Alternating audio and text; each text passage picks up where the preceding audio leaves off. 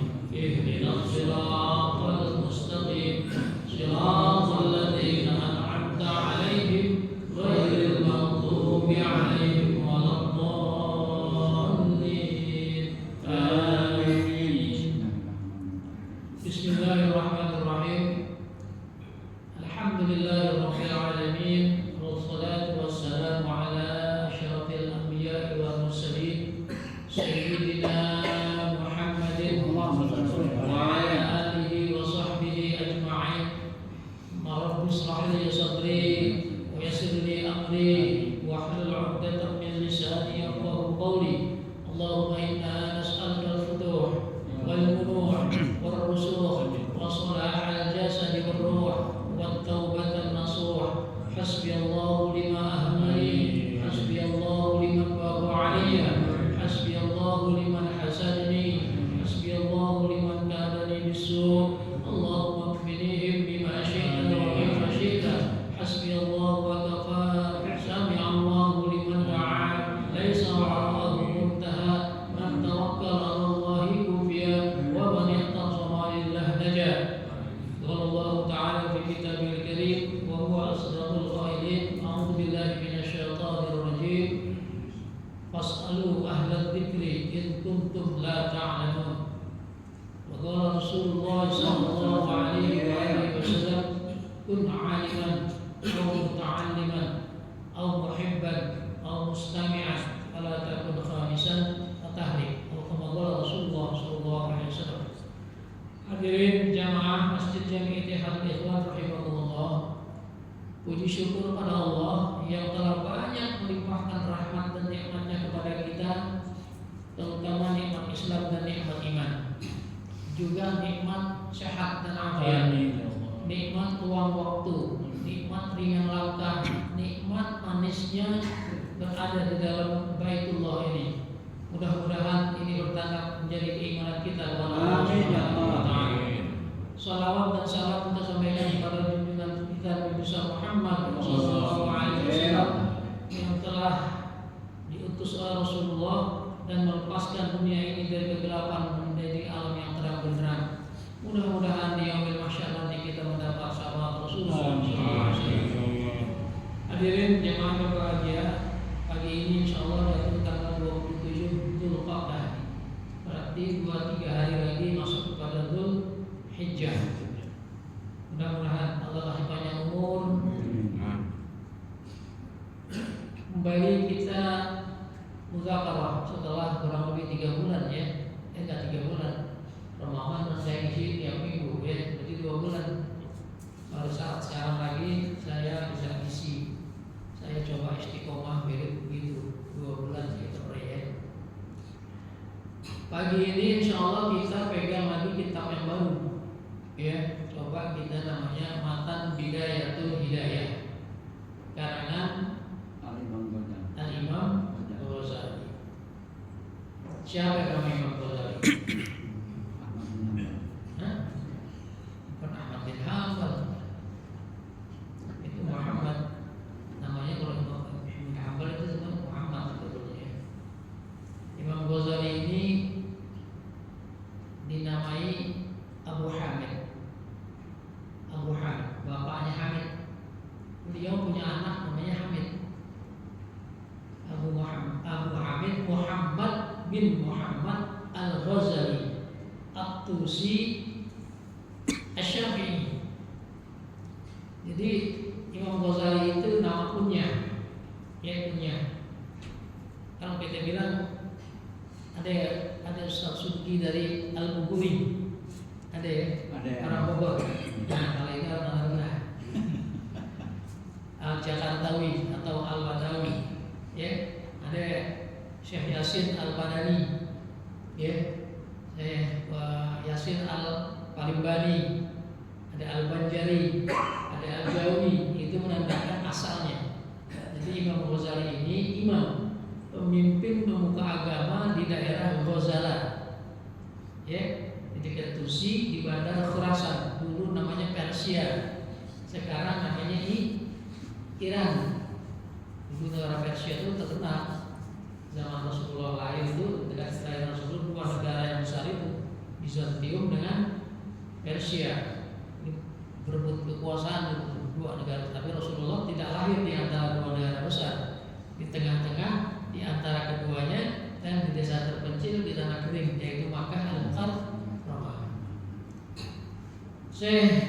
Imam Ghazali ini lahir di Ghazala tahun 1050 1055 Hijriah dan wafat tahun 1111, kurang lebih 56 tahun. Masih muda ya, 56 tahun meninggal, tapi ilmunya sangat besar. Dia namanya imam karena dia memimpin umat, memimpin Islam, dan dia digelar juga Hujjatul Islam, orang yang mempunyai bukti dan dapat membuktikan kebenaran dan kebesaran Islam. Beliau dikatakan juga menjadi mujaddid khamis, mujaddid yang kelima, tapi tidak di dalam ilmu fikih, lebih kepada ilmu tasawuf. Meskipun fikih juga dia ahli, tapi lebih kepada tasawuf. Makanya kitab ini nanti barangkali bukan agak beda, bukannya, barangkali lebih sempurna dari yang kitab-kitab yang udah kita baca, nggak mesti lebih sempurna banget, ya. Pasti ada perbedaan, ya. Gado-gado kan yang situ bikin banyakan bawang putihnya, yang sini banyakan terasinya, namanya gado-gado juga, ya. Jadi ini mudah-mudahan kita bisa belajar, dan saya berharap bisa pegang kita. Jadi kita naik level.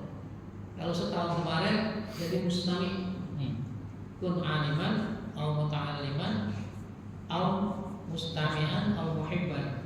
Muhibban udah kita lewatin, cinta kepada ilmu. Ini sering di rumah. Setiap ada majlis ta'lim kita hadir, itu tandanya kita cinta kepada ilmu.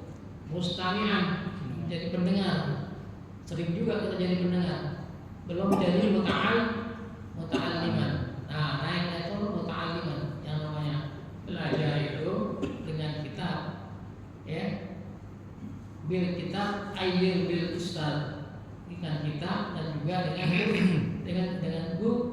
guru. Kalau kita belajar dengan kitab aja, ada maqalah hadratul maut, tapi nggak pakai nahwu nih, ya. Man syaikhuhu kitabuhu khata'uhu aktsaru min shawabuhu.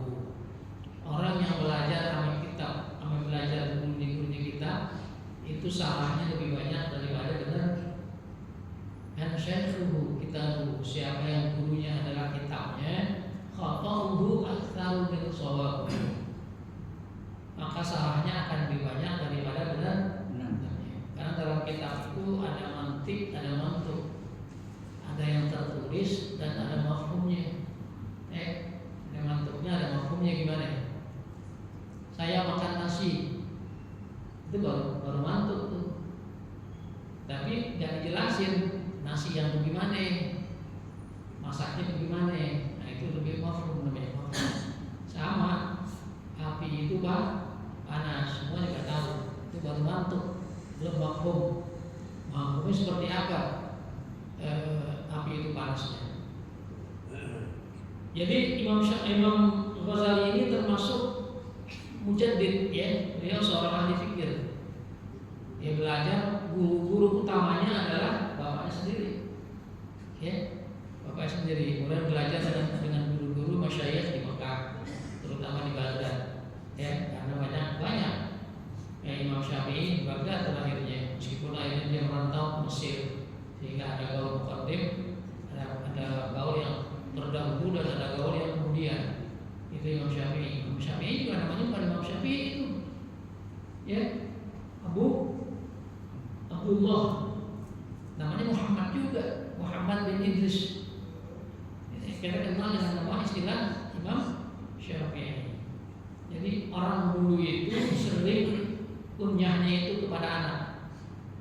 Umar bin Khattab contohnya, dan dipanggilnya ada kadang-kadang Nabi mengambil Abu Hafsin, Abu Hafsin atau Abu Abdullah juga, bapaknya Hafsin. Rasulullah sendiri diberi gelar Abul Qasim, bapaknya Qasim. Salah seorang anak Rasulullah namanya Qasim, ya. Dari 3 anak laki-laki, Qasim, Abdullah, ya. Ada Abdullah juga, ya. Kemudian beliau digelari mujaddid. Mujaddid itu orang pembaharu dalam bidang apa? Dalam bidang agama Islam. Ya, kalau 4 imam mazhab itu adalah lebih kepada fikihnya, karena ulama kan banyak, ada fikih, fuqaha, mufassir, ulama hikmah. Ini golongannya mujaddid, pembaharu dalam bidang ilmu tasawuf. Ya, jadi nanti di kitab ini kan berisi 3 hal penting nih, ya, masalah ibadah kita, masalah bagaimana menjauhi diri dari perbuatan maksiat, menjaga diri dari perbuatan maksiat, dan bagaimana kita bergaul kepada Allah, kepada makhluk. Ya, dia diajarin 3 perihal pokok yang terkandung dalam kitab yang perbolehnya kurang lebih berapa ya halaman ya? 143 halaman. Ya, saya berharap kesempatan yang akan datang udah pada pegang kita. Amin. Karena manfaatnya banyak. Selain kita bisa baca dan manakala kita lupa, kita bisa buka kitabnya dan melatih otak sebelah kan. Nah, itu penting. Karena dari pagi sampai sore yang kita pegang kan banyak kan handphone. Baca WA dari kiri ke kanan. Kiri kanan. Nah, sekali-sekali. Makanya baca Quran itu bagus. Karena melatih otak yang kanan, dari kanan ke kiri.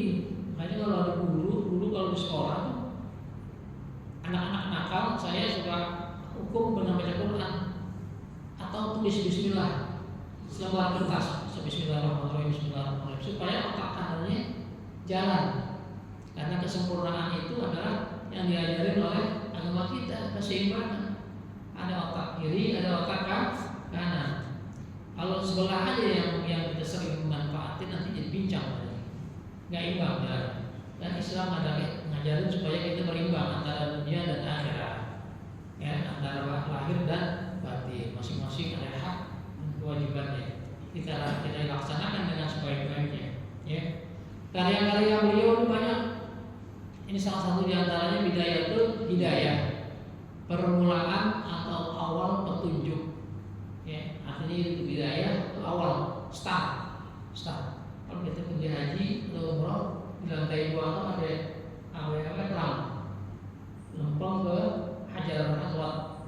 Bidayah wal nihayah, permulaan dan berakhir. Jadi mulai tawaf dari situ, berakhir di situ.